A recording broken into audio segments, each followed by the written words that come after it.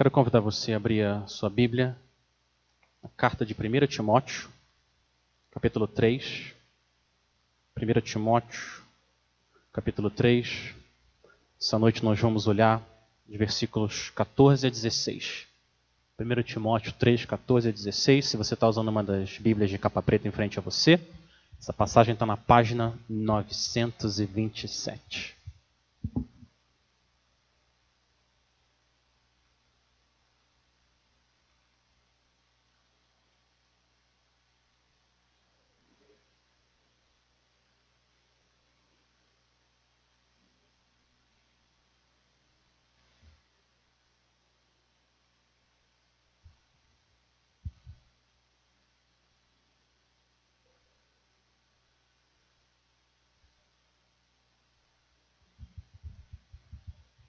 Primeiro Timóteo, capítulo 3, a partir do versículo 14, assim diz a palavra do Senhor.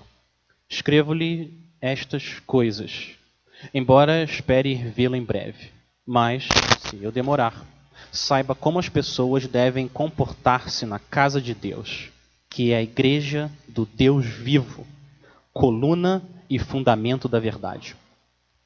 Não há dúvida de que é grande o mistério da piedade.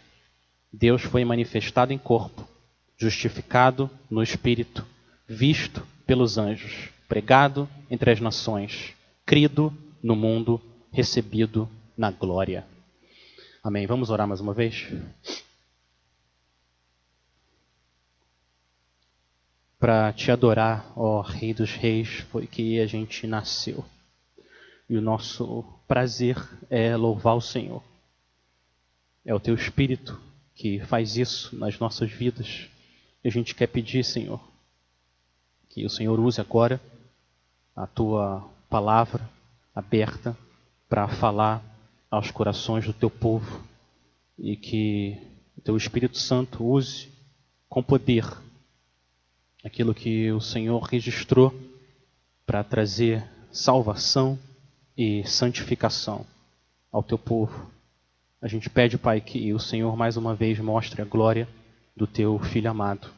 Esse é o nosso pedido, no nome de Cristo Jesus. Amém. Amém. Nada se compara com a experiência de alguém ser salvo pela graça, por meio da fé no Senhor Jesus Cristo. A mudança mais radical que alguém pode experimentar nessa vida é essa pessoa se tornar cristã.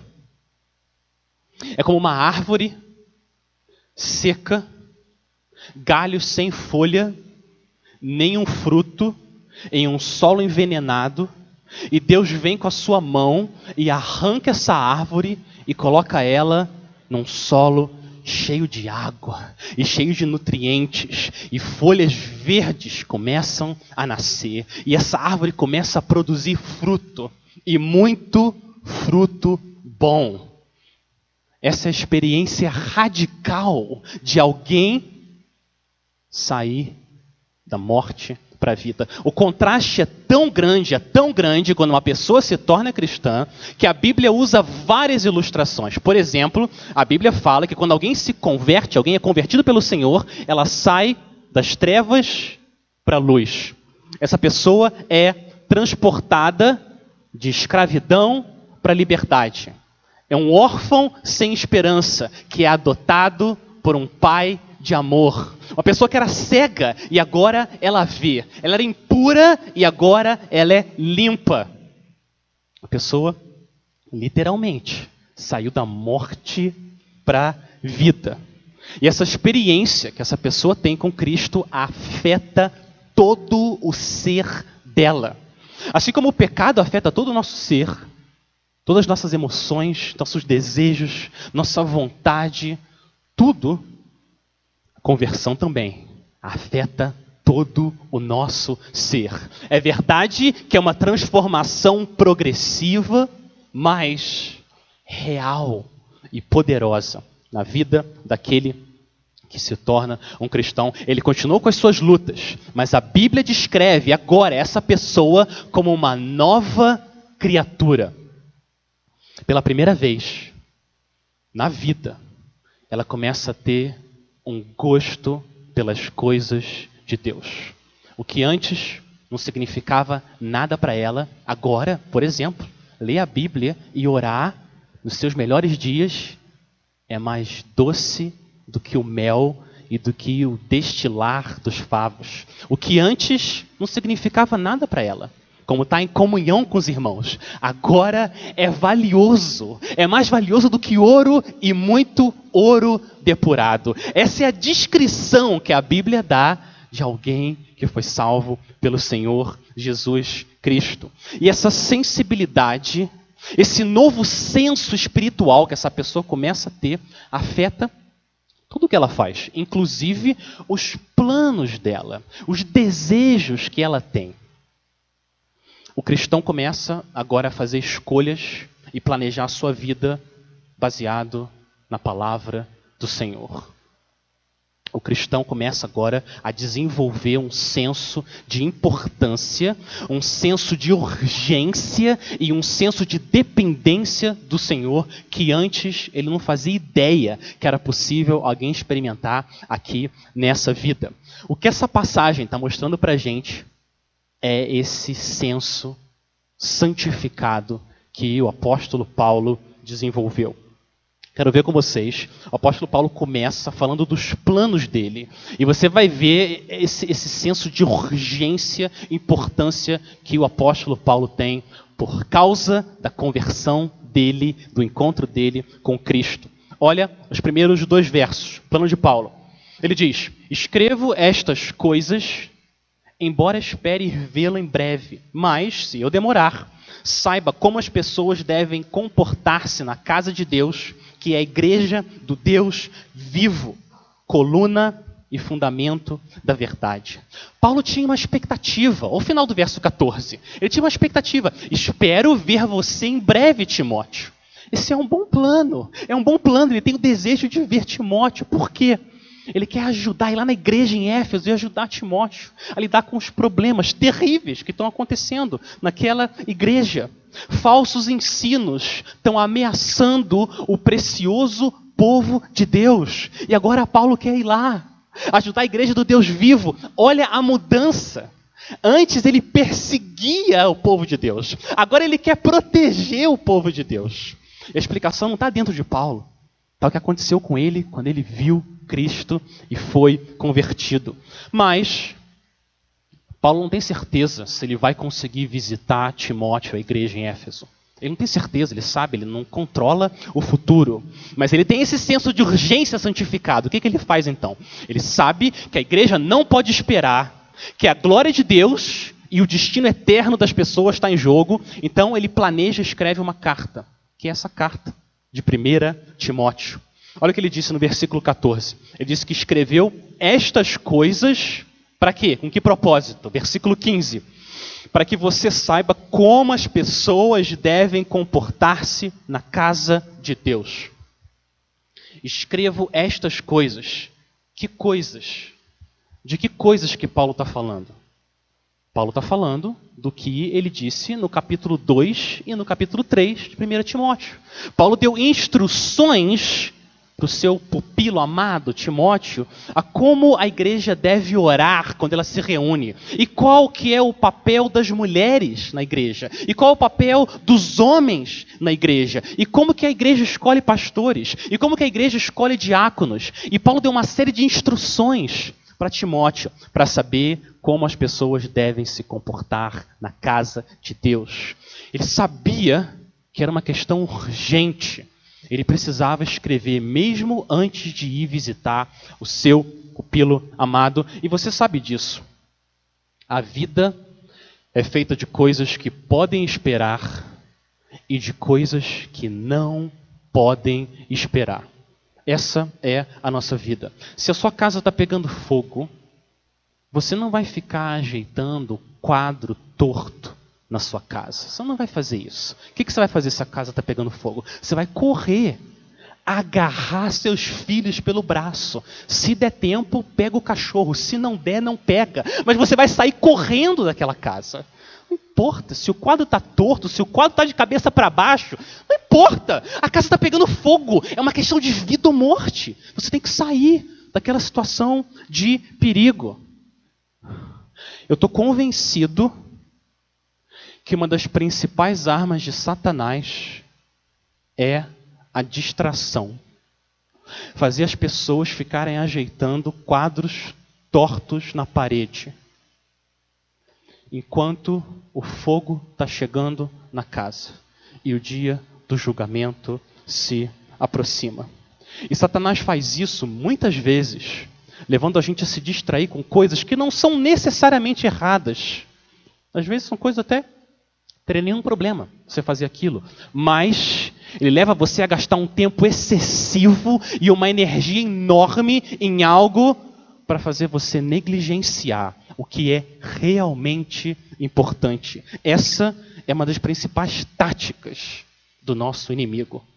Ficar desviando a sua atenção para quadros tortos na parede. Como é que está o seu senso de urgência? Como é que está o seu senso de importância nessa vida? Esse senso santificado que a gente precisa ter para fazer planos e para saber como lidar com o nosso tempo. O que tem consumido? Essa é uma pergunta que a gente tem que se fazer de tempos em tempos. O que tem consumido a minha vida, as minhas energias, o meu tempo, e me desviando do que não pode esperar, do que é realmente importante e urgente? O quê? Horas demais no seu trabalho? Você está trabalhando demais? Ou horas demais nas redes sociais? Ou episódios e episódios de séries no Netflix, enquanto o dia do julgamento se aproxima e a gente não cresce em piedade? Ou jogos no celular, videogame? O que tem distraído você de buscar a face do Senhor na palavra dele, em oração? Que quadro que você tem que ignorar para buscar esse senso santificado de urgência que o Senhor dá na sua misericórdia? Ele faz isso com a gente. Não desespero, urgência, importância, o que realmente vale nessa vida curta que nós temos aqui. Paulo não podia esperar. Ele sabia disso. Ele não tinha certeza quando que ele ia ver Timóteo, quando ele ia poder ir para a igreja em Éfeso. E é por isso que ele escreve 1 Timóteo. Ele viu o perigo da falsa doutrina, o fogo da falsa doutrina já estava começando a queimar o púlpito, os bancos da igreja. Então ele escreve essa carta. Timóteo, tem muita coisa em jogo. As pessoas precisam saber como se comportar na casa de Deus. Mas agora, olha no versículo 15, as imagens que Paulo usa para nos mostrar o que é a igreja, o que é o culto, o que é exatamente a adoração. Olha as imagens que ele usa. A primeira imagem que ele usa é a imagem da casa de Deus. E você ouve casa de Deus e você lembra que 2 vezes, nesse mesmo capítulo, Paulo falou que os pastores precisam saber cuidar bem das suas casas como um teste para eles cuidarem da casa de Deus. Ele falou dos diáconos, que eles precisam saber como cuidar das suas casas, para saber como cuidar da casa de Deus. Então, a imagem da casa de Deus leva a gente para a ideia de família de Deus. Família, quando você se torna um cristão, você ganha vários irmãos e irmãs. E Deus, que antes você estava em inimizade, agora se torna seu pai. Pai de amor, você é adotado por esse Deus. Ser salvo é um filho pródigo que desperdiçou tudo que o seu pai oferecia, se arrepende, volta correndo para a casa do pai e é recebido por ele com alegria, com amor. E esse pai passa a cuidar, proteger, disciplinar para que ele cresça em graça e no conhecimento do Senhor. Essa é a primeira imagem que ele cria, essa ideia da casa de Deus. A segunda imagem, ele usa a ideia da igreja, a assembleia do Deus vivo. Olha o que ele está dizendo. Antes ele falou casa de Deus, mas agora ele acrescenta igreja do Deus vivo. E essa palavra é muito, muito importante. O seu Deus é um Deus vivo, que no presente, agora, ele fala com o seu povo. Deus é um Deus vivo. Existe algo sobrenatural que acontece numa reunião como essa, aqui nesse lugar. Quando o povo de Deus se junta para ouvir a palavra dele, cantar louvores a ele, Deus manifesta a sua presença no meio do seu povo. É isso que é a Assembleia do Deus vivo. Deus é um Deus que fala através da sua palavra. Não no passado, agora. Porque Ele é vivo. Ele fala agora com o seu povo. Deus é um Deus que ouve orações. Você ora como alguém que está orando por um Deus vivo, que responde orações. Um irmão estava me contando ontem que um casal de missionários, no meio de uma aldeia indígena, 7 meses de gravidez, mulher passando mal, filhinha pequena de 1 ano, precisa entrar num barco 10 dias até chegar no hospital. Eles entram no barco, mas é muito tempo, de vez em quando precisa parar. E eles param no lugar coberto, enquanto estão indo para o hospital, e o lugar coberto só tem uma rede para você colocar e descansar à noite. Essa mulher grávida, com a filha pequena, deita na rede, acontece algum problema, ela cai no chão. Colocam ela de novo na rede, de novo, ela cai no chão. Tentam arrumar de novo a rede, ela volta para a rede, de novo, ela cai no chão. Ela falou, já chega, não dá mais. E tinha tanto mosquito no lugar, tanto mosquito. Não esses mosquitinhos que se assopra e ele morre. Não, os mosquitos que parecem um passarinho, de tão grande. Os mosquitos gigantes. É impossível você dormir com esses mosquitos. Essa mulher não aguenta mais, dor, cansada. Sabe o que ela fez? O que você pode fazer quando você não tem o que fazer? Você ora. E Deus faz isso. Deus muitas vezes faz isso com a sua vida também. Coloca você num lugar que não tem o que fazer. Senhor, eu só posso orar. E se acontecer alguma coisa aqui, foi porque o Senhor agiu. Não fui eu. Essa mulher orou, falou, Senhor, pelo menos afasta esses bichos daqui para a gente conseguir descansar. E sabe o que aconteceu? Sabe o que aconteceu? Deus ouviu. Deus ouviu uma mulher grávida na beira do rio, no meio do nada, a oração dessa mulher. E Deus soprou um vento. E os mosquitos foram embora. Ela conseguiu descansar um pouco. E se alguém me falar que é coincidência, isso não é coincidência. Moisés orou e Deus mandou um vento lá no Egito. E agora uma filha de Deus ora, Senhor, vem e me ajuda. E Deus age, e Deus ouve. E por que a gente ora tão pouco? Se a gente tem um Deus que ouve as nossas orações. Povo de Deus, vamos orar. Orar com fé. Olha como Deus te ama.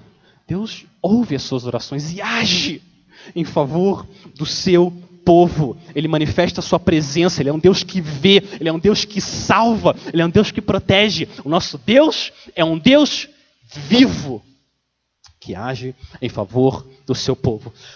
Como que você vem para o culto à noite? Essa é uma pergunta importante. Com que plano você vem para o culto à noite? Qual que é a sua expectativa? Senhor, eu estou indo lá naquele lugar, eu sou um pecador miserável, todo mundo que está lá também é. Senhor, fala comigo. Usa a tua palavra para falar comigo. Você vem com a expectativa de que quando você está cantando e se alegrando no Senhor, que Ele está no trono dele, se alegrando com o que Ele está vendo, com o povo dele adorando Ele. Essa é a sua expectativa domingo à noite? O Senhor fala que essa deveria ser a nossa expectativa. Deus é um Deus vivo. E você pode ter experiências reais com esse Deus vivo. Que coisa terrível É a gente se acostumar com o coração frio, como muitas vezes o nosso coração fica. A gente não pode se acostumar com isso. Deus é um Deus vivo.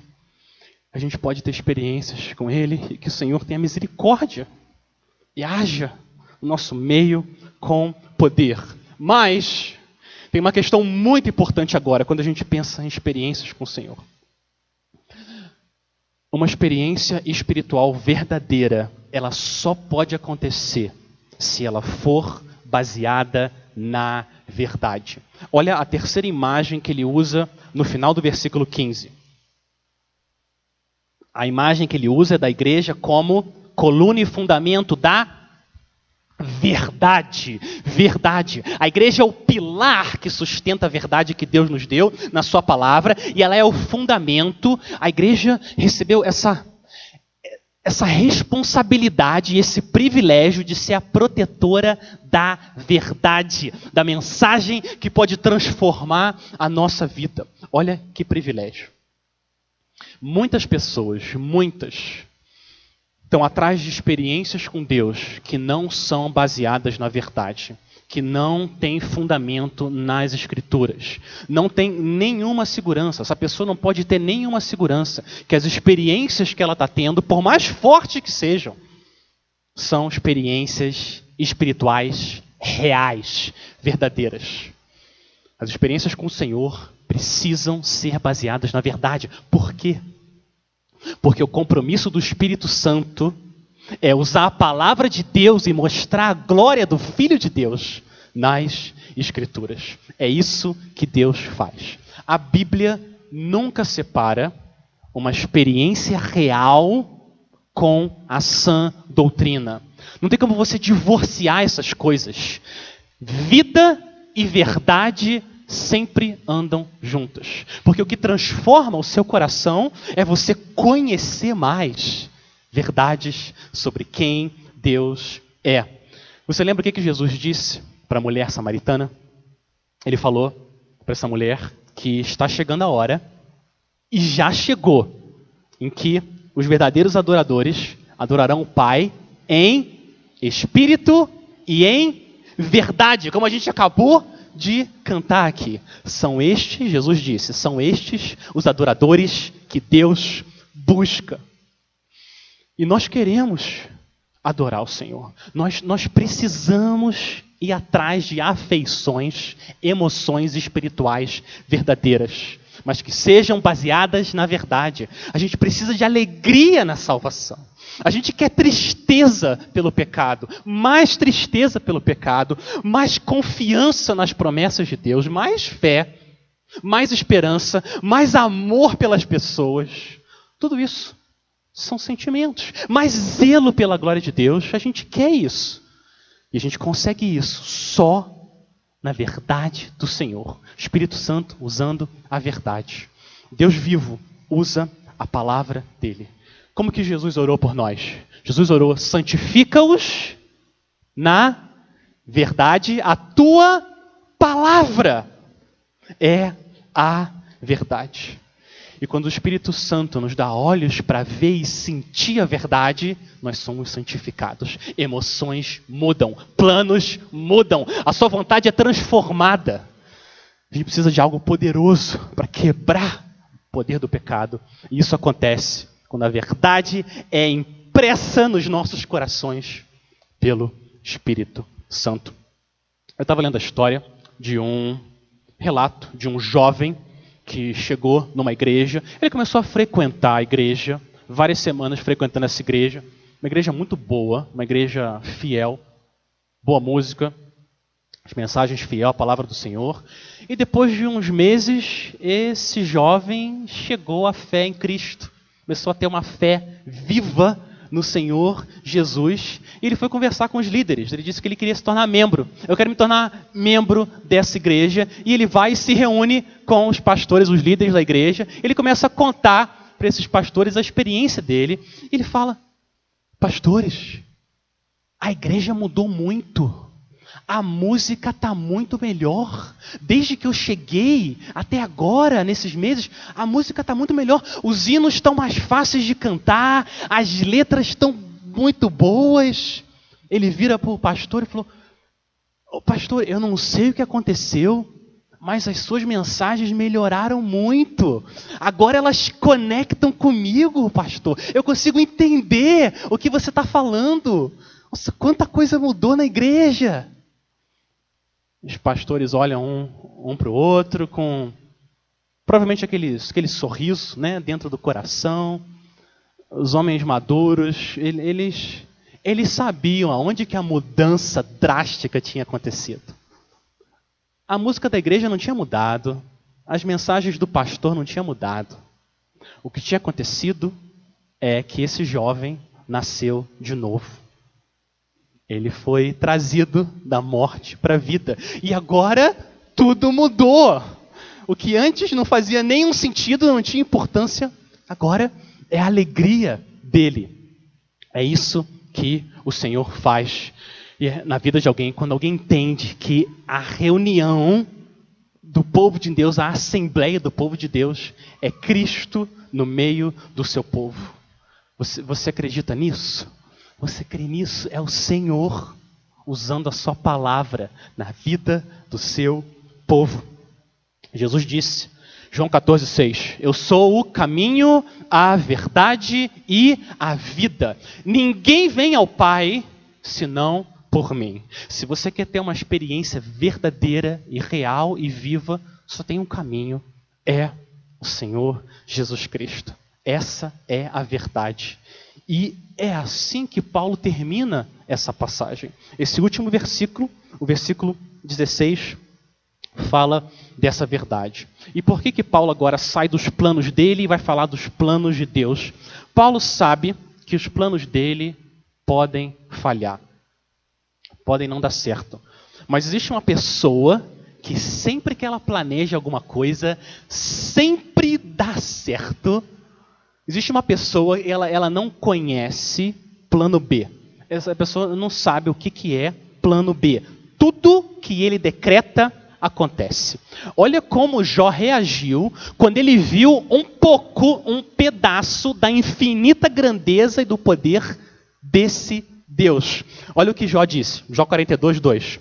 Sei que podes fazer todas as coisas, nenhum dos teus planos pode ser frustrado.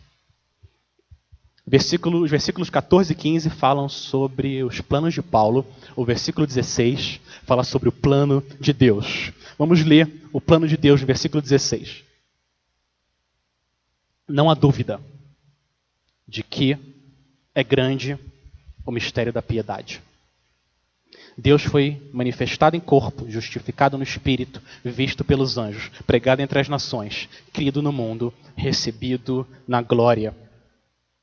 Se o versículo anterior é o coração da carta de 1 Timóteo, esse versículo é o coração da Bíblia. De toda a história de redenção centralizada nesse que se fez carne. Se você é um cristão essa noite, isso só aconteceu porque 1 Timóteo 3,16 aconteceu. É só por causa disso. Mas o que Paulo quer dizer com o mistério da piedade? O que é o mistério da piedade? Vamos começar de trás para frente. O que é piedade? Infelizmente, essa palavra linda, maravilhosa, ficou, em muitos círculos, ficou para trás nos séculos passados. Eu estou numa missão de tentar retomar o uso dessa palavra maravilhosa, piedade. O que é uma pessoa piedosa? Piedade, de forma bem simples, é andar com Deus. É isso que é piedade. A pessoa piedosa é uma pessoa que anda com Deus. A pessoa piedosa é uma pessoa que, ao mesmo tempo, ela tem reverência a esse Deus gigante, grandioso, e tem intimidade com esse Deus. É isso que é uma pessoa piedosa. Reverência e intimidade ao mesmo tempo. Uma pessoa piedosa lamenta o que Deus lamenta e se agrada do que Deus se agrada. Essa é uma pessoa piedosa.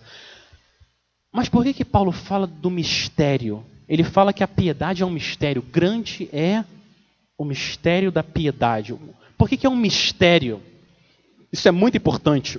Por quê? Mistério, aqui nesse versículo, não é o mistério que um detetive precisa descobrir num filme de suspense. Não é isso que é o mistério. O mistério não é algo que está oculto e ninguém sabe o que é. Algo desconhecido, isso é um mistério. Como é que aquela pessoa foi salva naquele acidente terrível? Não sei, ninguém sabe como ela foi salva, isso é um mistério. Não é esse o uso de mistério aqui. Quando Paulo usa a palavra mistério, o que ele está dizendo é algo oculto que agora foi revelado para o povo de Deus. É isso que é o mistério na Bíblia, algo que foi revelado. Deixa o próprio apóstolo Paulo descrever, definir o que é mistério. Eu vou ler para você, Colossenses 1, versículo 26. O mistério que esteve oculto durante épocas e gerações, mas que agora foi manifestado a seus santos. A ele quis Deus dar a conhecer entre os gentios a gloriosa riqueza deste mistério, que é Cristo em vocês, a esperança da glória. O mistério é Cristo. Mais para frente ele diz que o mistério de Deus é Cristo, em quem estão ocultos todos os tesouros da sabedoria e do conhecimento. A resposta de Paulo é: o mistério da piedade é Cristo, o próprio Senhor Jesus. O plano de Deus para a gente experimentar uma vida de piedade, um relacionamento vivo com o Senhor. O plano de Deus é Cristo, Jesus Cristo. As suas obras, o que você faz, nada pode aproximar você do Senhor. Só através de Cristo, só desistindo de você mesmo e chegando até Deus por meio de Cristo, que você pode experimentar a verdadeira experiência espiritual. O que estava prometido no Antigo Testamento, agora foi revelado em toda a sua plenitude em Cristo Jesus. Olha isso. O que você tem acesso hoje, do que Deus revelou, é maior do que Adão tinha acesso. Mais do que Moisés tinha acesso. Mais do que o rei Davi e todos os profetas. Você tem disponível aqui na palavra mais detalhes da glória de Cristo do que esses homens santos tiveram acesso. Olha o privilégio que a gente tem. O resto do versículo 16 é a descrição desse mistério da piedade. A descrição de quem o Senhor Jesus é e o que ele fez. A pessoa e a obra dele. E a gente vai agora passar por esses 6 eventos que Jesus, o conquistador da nossa salvação, fez por nós e para a glória de Deus. Imagina Jesus como um homem que vem nos salvar segurando 6 bandeiras e cada vez que ele vai se aproximando mais da glória, ele vai fincando uma bandeira da conquista dele, do reino de Deus, aonde ele já passou. É isso que Jesus está fazendo aqui. A primeira bandeira é a encarnação. Olha o começo, ele diz que Deus foi manifestado em corpo. Essa é a primeira bandeira, a bandeira da encarnação. Deus se encarnou. Por quê? Por que isso era necessário? Não tinha outra maneira de Deus nos salvar. Não tinha. A única maneira de Deus salvar o seu povo é se ele viesse como homem. Porque nós precisamos, você precisa de um substituto como você.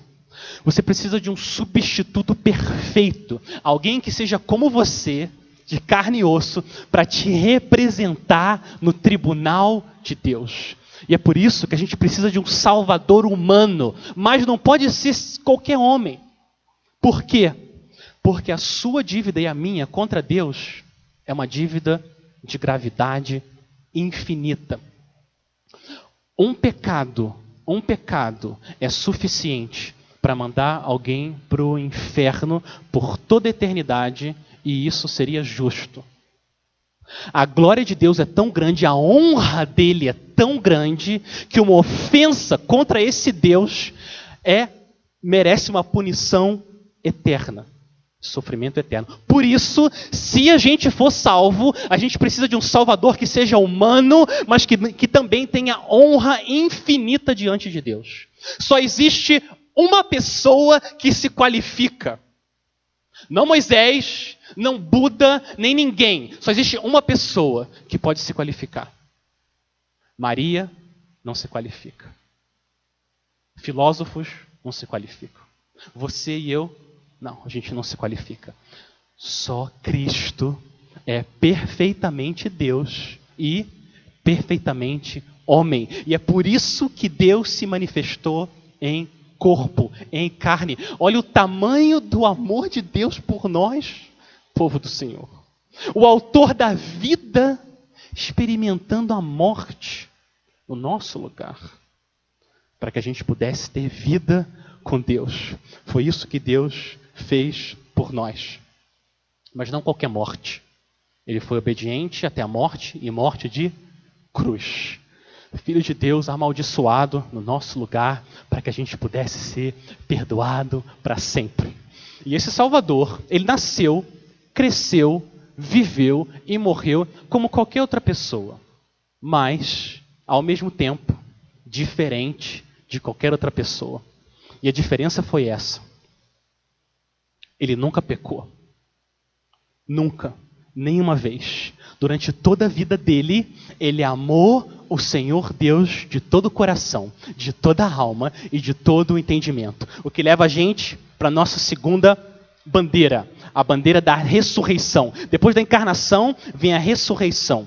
O texto diz que Jesus foi justificado no Espírito. O que significa isso? Que o Espírito Santo, justificou no sentido dele, ele vindicou, ele confirmou a obra de Cristo quando Jesus ressuscitou. Quando Jesus ressuscitou, quando o Espírito de Santidade, o Espírito Santo ressuscitou Jesus, foi confirmado, decretado de que tudo que Jesus falou e tudo que ele fez foi verdadeiro e foi aceito por Deus.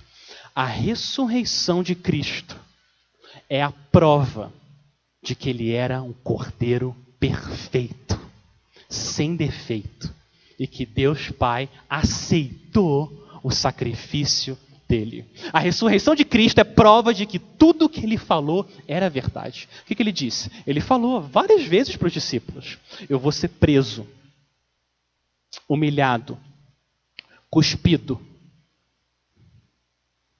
pregado em uma cruz, eu vou morrer, mas ao terceiro dia eu vou ressuscitar.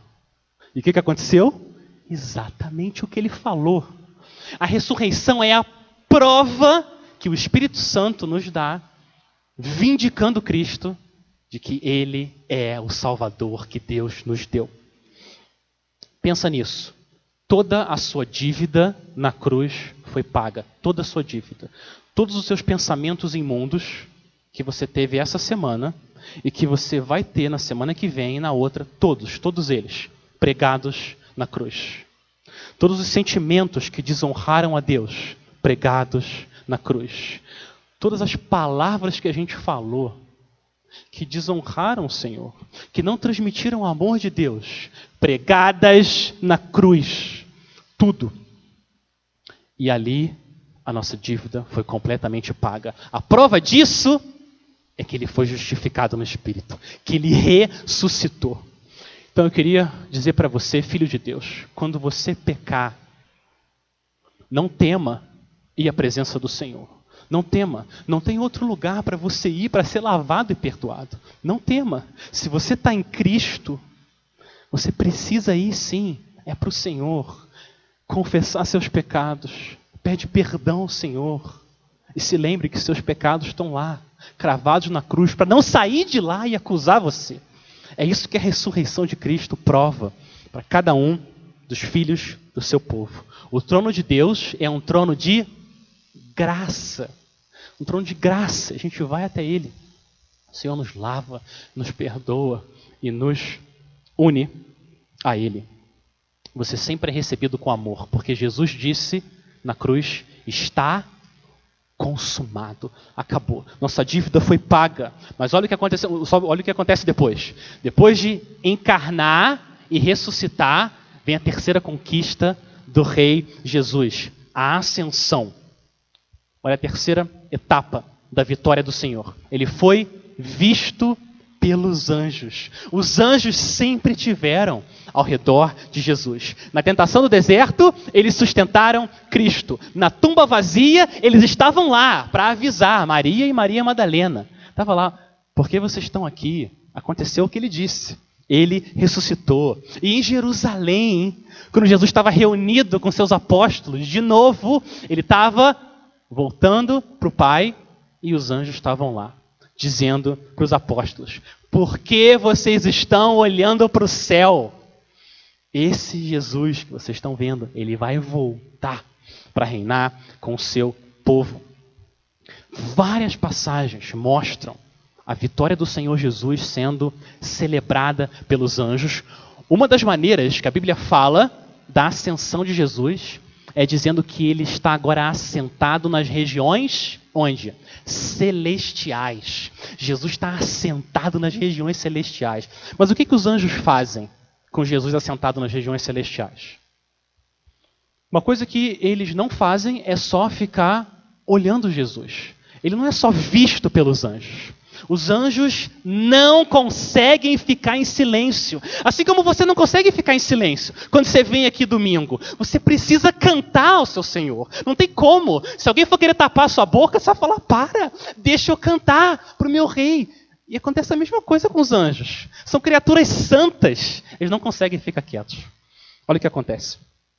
Apocalipse 5:11. Vi e ouvi uma voz de muitos anjos ao redor do trono, dos seres viventes e dos anciãos, cujo número era de milhões e milhares de milhares, proclamando com voz forte: digno é o Cordeiro que foi morto de receber o poder, a riqueza, a sabedoria, a força, a honra, a glória e o louvor. Imagina a cena, milhões e milhões de anjos brilhando, refletindo a glória de Deus, adorando o Cordeiro por causa da conquista dele. Ele é digno. Olha a cena. E se você está em Cristo, daqui a pouco você vai estar lá, se juntando ao coro celestial. Digno é o Cordeiro. Os anjos vêm e os anjos adoram esse Senhor, esse Deus. Mas antes de ir para o céu, ele deixou uma missão com a igreja, uma missão com o seu povo, uma missão que ainda não foi terminada. Olha, a próxima etapa da conquista do Senhor Jesus é a proclamação. O texto diz que ele foi pregado entre as nações. Essa é a missão que o Senhor nos deixou. Olha isso, ele foi pregado. Por que ele foi pregado? Porque a gente não prega só uma mensagem. A mensagem é Cristo. É por isso que Paulo disse: eu decidi nada saber entre vocês a não ser Cristo e ele crucificado. O Senhor Jesus deixou essa missão, a gente ir pregar ele, pregar Cristo nas nações. Ele é o Espírito, ele é a mensagem, e é o Espírito dele que prega através da igreja. É Jesus hoje pregando ele próprio através dos seus servos, dos seus missionários. Eu tenho um aplicativo no meu celular. Todo dia mostra um povo de alguma nação que ainda não foi alcançado pelo Senhor. Olha hoje, povo de Bali, na Índia. População, 1.020.000 habitantes. Número de cristãos, 0,0. 0,0. Uma cidade do tamanho de Campinas. Nenhuma testemunha praticamente. Essas pessoas vão viver, morrer, sem ouvir sobre o Salvador, que a gente sabe, o único que pode dar esperança para essas pessoas. Essa tarefa ainda a gente não concluiu, mas Jesus está sendo pregado entre as nações. O evangelho está avançando, como a gente vê Paulo escrevendo em Colossenses. Quando os cristãos vão para as nações, eles não estão exportando uma outra religião. O que a gente está fazendo? A gente está levando a única esperança que as pessoas têm de se reconciliar com o Criador delas. E é por isso que a gente tem que ir e enviar e ofertar e orar para que as nações adorem o Senhor. A gente ouviu isso aqui hoje de manhã. Deus é digno de ser adorado. Cristo morreu por um povo de cada raça, tribo, língua e nação. E é por isso que a gente prega Cristo entre as nações. Mas a gente não prega de qualquer jeito. A gente não envia de qualquer jeito. A gente faz isso com fé. Por quê? Olha, a próxima conquista do Senhor, a próxima bandeira, a gente sabe o que vai acontecer. E o que vai acontecer é salvação. Olha o que aconteceu. Pregado entre as nações e crido, acreditado, crido no mundo. Jesus foi crido no mundo e ele está sendo crido no mundo agora. Isso é muito importante. É isso que dá ousadia e fé para a gente ir até as nações. Quando Jesus morreu na cruz, diferente do que muita gente entende sobre a salvação, Jesus não morreu uma morte genérica por pessoas que não existem e não têm nomes e não têm rostos. Não foi isso que Jesus fez. Quando Jesus morreu na cruz, ele morreu pela sua noiva, o seu povo, que ele sabe quem é. E se você está em Cristo hoje, por você. Jesus morreu por um povo específico. A conquista de Cristo na cruz não foi uma conquista, uma possibilidade de salvação. E Deus torcendo para as pessoas virem até Cristo. Não foi isso que Cristo fez. Ele conquistou a salvação e ele comprou com o sangue dele a fé que você tem. Foi isso que Cristo fez na cruz. Nem uma gota do sangue dele na cruz, nenhuma gota foi desperdiçada. Tudo que ele veio fazer, ele conquistou. Ninguém vai ficar de fora. Nenhum do seu povo vai ficar de fora naquele dia. Aqueles que foram escolhidos, eles vão ser chamados pela mensagem do Evangelho, pela pregação entre as nações, eles vão ser justificados e no momento certo eles vão ser glorificados. Deixa eu ler para você, Romanos 8:30. E aos que predestinou, a esses também chamou. E aos que chamou, a estes também justificou. E aos que justificou, a estes também glorificou. Esse é um elo inquebrável. Ninguém se perde no meio do caminho. Ninguém se perde. Quem que pode arrancar as ovelhas do Senhor da mão dele?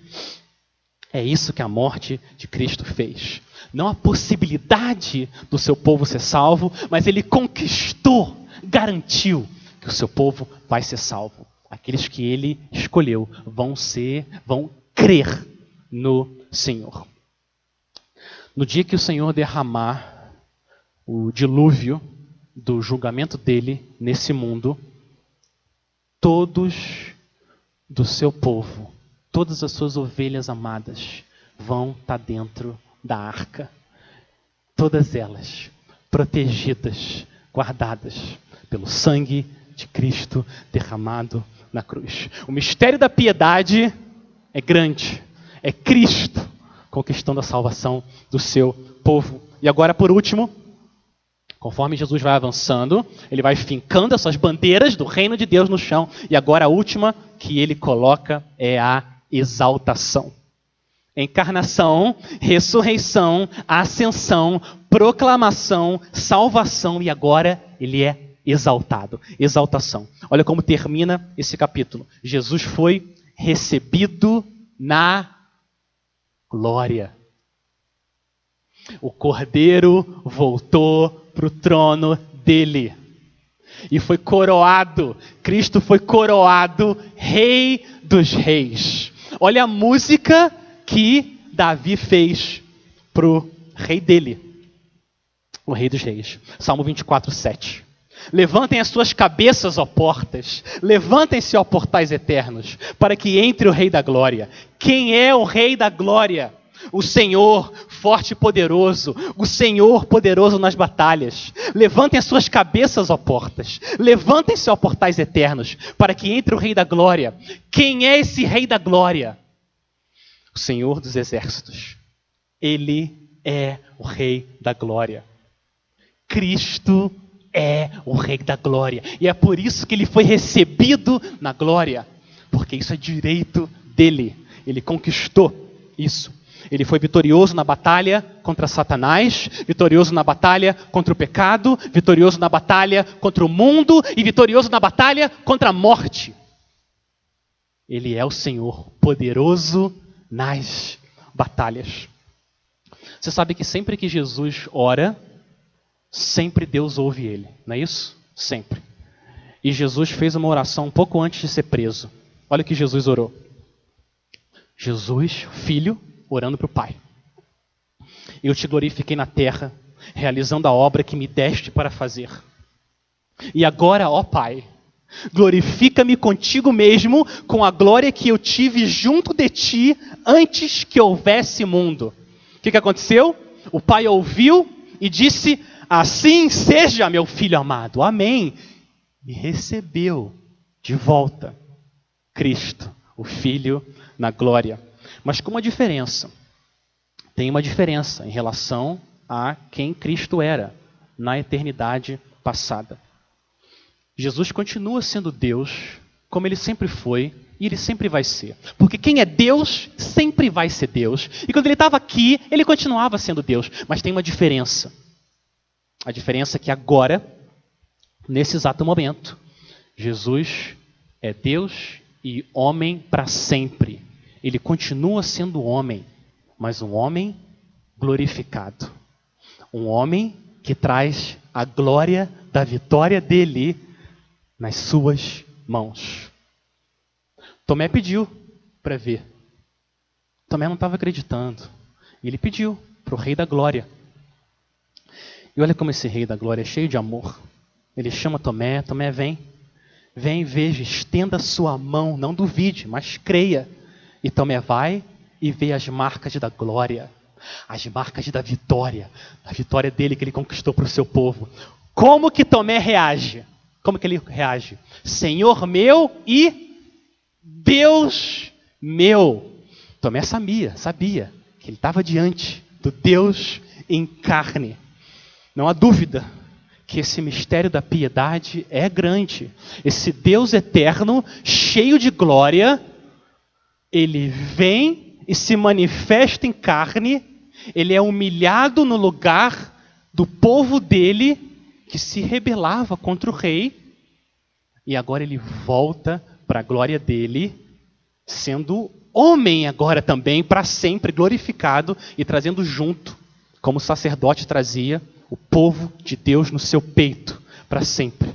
Foi isso que Jesus conquistou. Essa foi a bandeira que ele fincou, a bandeira da exaltação e da glória. Esse era o plano de Deus e Cristo executou o que Deus planejou. Nada nunca dá errado com quem é Deus. E agora, enquanto você está aqui, assentado na igreja, Jesus também está assentado no seu trono de glória e ele vai ficar lá até que Deus coloque todos os seus inimigos. Aonde? Debaixo dos seus pés. E agora, Cristo está sendo pregado. Ele está sendo pregado entre as nações e agora, nesse momento, ele está sendo crido no mundo. As ovelhas estão ouvindo a pregação do evangelho e estão correndo para o seu bom pastor, sendo salvas. Ele vai fazer isso até o dia em que o povo dele estiver completo. Quando toda a obra que ele conquistou na cruz for finalizada e todo o seu povo amado for até Cristo. E quando esse dia chegar, o Rei da Glória vai voltar. Ele vai voltar para reinar no meio do seu povo para sempre. E hoje, enquanto esse dia não chega, hoje, esse Deus está oferecendo perdão e glória. Hoje, ele está oferecendo perdão e glória para pecadores através de Cristo. É isso que ele está oferecendo agora. E aqueles que se arrependem dos seus pecados, quando você desiste, para de viver para si mesmo e passa a viver para Deus, descansando só em Cristo, o que esse Rei da Glória faz é receber você na glória que pertence a Ele. Esse é o maravilhoso mistério da piedade. E este é o poder da cruz. Este é o poder da cruz. O próprio Deus por nós morreu. Quanto amor, o que custou? Seu sangue nos comprou perdão. Amém. Vamos orar? Vamos orar. Vamos orar ao nosso Deus e agradecer a Ele pelo nosso Rei da Glória. Pai, a gente quer louvar o Teu grande nome pelo mistério da piedade que o Senhor revelou para nós, o Teu povo, que é Cristo, onde todos os tesouros da sabedoria e do conhecimento estão guardados para sempre. A gente quer louvar o Senhor, Pai, porque o Senhor, nosso Deus, se manifestou em carne através de Cristo. O Senhor foi humilhado numa cruz no nosso lugar, foi justificado, vindicado no Espírito, foi visto pelos anjos, continua até hoje sendo pregado entre todas as nações, e o Senhor continua dando fé ao seu povo, Ele está sendo crido no mundo, e a gente sabe que Ele foi recebido na glória. A gente quer pedir, Pai, que o Senhor faça o Teu povo perseverar até aquele grande e glorioso dia, quando o nosso Senhor e Deus vai voltar.